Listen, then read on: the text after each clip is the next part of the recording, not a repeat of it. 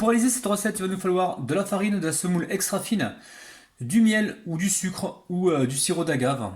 Il va nous falloir du sel, de la levure fraîche boulangère, de l'eau, de l'huile d'olive et du lait en poudre, de la poudre de lait. Donc vous avez les amis le détail des ingrédients juste en dessous de la vidéo dans la barre d'infos les amis. Ouh là là. Alors qui a dit que la recette était compliquée les amis? Non, c'est très facile. Alors là je mets ma levure fraîche boulangère et l'eau tiède. Hop là. Alors, on va venir juste mélanger comme ça.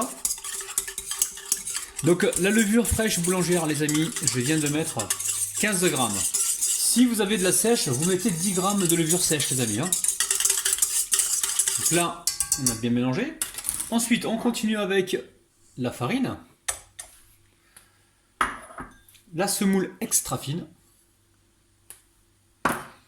Le lait en poudre. Hop là. Et l'huile d'olive pour l'instant les amis. Et le sel on le mettra une fois que la pâte se sera rassemblée. Je vais me répéter les amis, le sel il est là, je le mets une fois que la pâte s'est rassemblée. Ouh là là. Allez on pétrit. Alors une fois que la pâte a commencé à se rassembler, je mets donc le sel.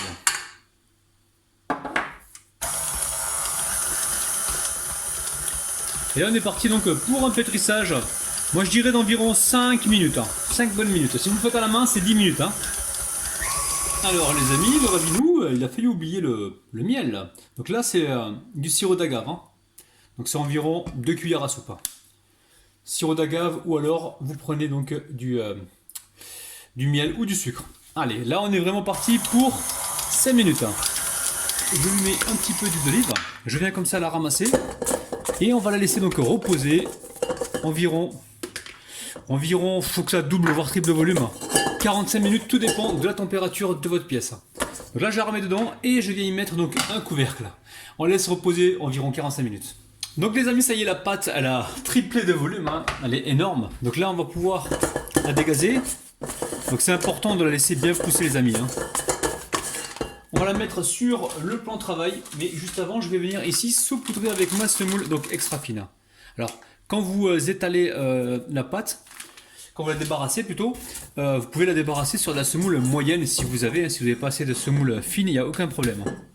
Allez, on va donc peser, d'abord je l'enroule voilà, dans la semoule pour pas qu'elle colle de trop, et je vais la peser tout de suite pour savoir en combien de parts je vais la diviser. Allez c'est parti, hop là.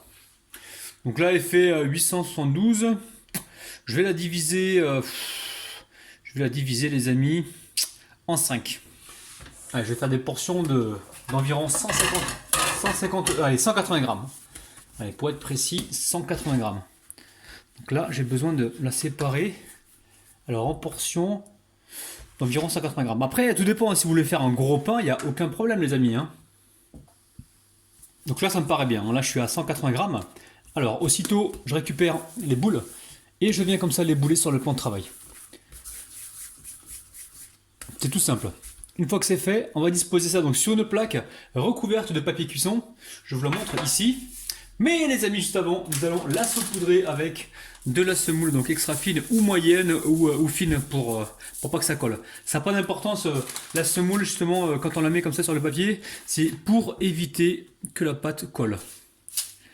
Alors pour l'instant je la mets dessus, je vais la recouvrir d'un plastique et je vais continuer donc ainsi de suite et on se retrouve juste après. Alors on a fait nos boules, on les a mis donc sur la plaque pour l'instant. Alors maintenant on va les étaler un petit peu.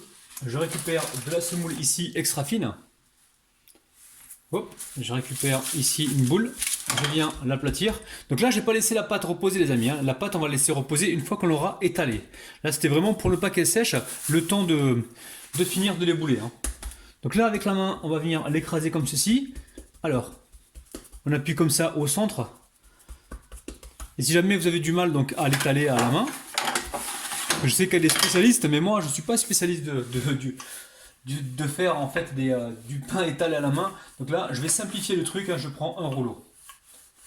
Alors le but du jeu c'est pas d'avoir quelque chose de super fin, mais d'avoir quelque chose qui soit donc étalé de façon à ce que tout à l'heure quand ça va pousser et cuire au four, qu'on ne se retrouve pas avec non plus un pain trop bombé. Je vais vous montrer la taille qu'il va falloir exactement, enfin environ les amis. Une fois que c'est fait les amis, vous venez comme ça régulariser avec la palette pour avoir quelque chose de bien rond, hein. Je suis sûr que vous êtes plus doué que moi.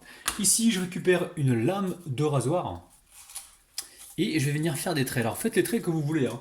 Moi je vais essayer de faire un petit quadrillage pardon, et je vais donc juste pas trop appuyer donc sur la lame.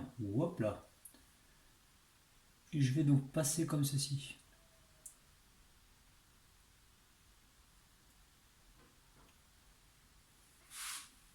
Allez, je vais faire donc des petits... Enfin, c'est un quadrillage en forme de losange, les amis, hein. J'ai vu ce genre de marquage quand j'étais en vacances donc, au Maroc. Une fois que c'est fait, les amis, on récupère avec souplesse et délicatesse notre petite galette de pain. Hop là, et on la dispose directement donc sur la plaque recouverte d'un papier sulfurisé. Alors, on recouvre pour pas que ça sèche. Et là, je continue donc ainsi de suite. Alors, très important, il faut vraiment les espacer pour ne pas qu'ils se touchent lorsqu'ils vont gonfler. Et là, donc il n'y a pas de temps exact pour que ça pousse. Il faut vraiment que ça, que ça gonfle un petit peu encore. Je vous montrerai tout à l'heure avant de les enfourner. Donc attendez environ, on va dire 25 minutes. Ouais, 20-25 minutes. Et commencez à allumer votre four. Comme ça, vous le préchauffez à 190 degrés, les amis. On va dire 190 degrés. Après, tout dépend des fours, hein. Ensuite, on pourra les enfourner. Donc pour l'instant, on attend vraiment que ça gonfle un petit peu. Faut que ça regonfle un petit peu pour avoir du moelleux. Ouais, c'est bon, on a compris Alors là. de mon côté, j'ai laissé le pain reposer assez longtemps parce qu'il faut vraiment que ça double de volume. Mais bon, dans la pièce où je me trouve, il fait hyper froid. C'est pour ça que c'est long. Par contre, chez vous, si vous êtes à température ambiante, ça devrait aller assez vite, hein.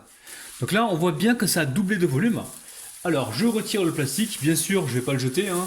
Je vais le réutiliser pour une prochaine de recette, prochaine utilisation.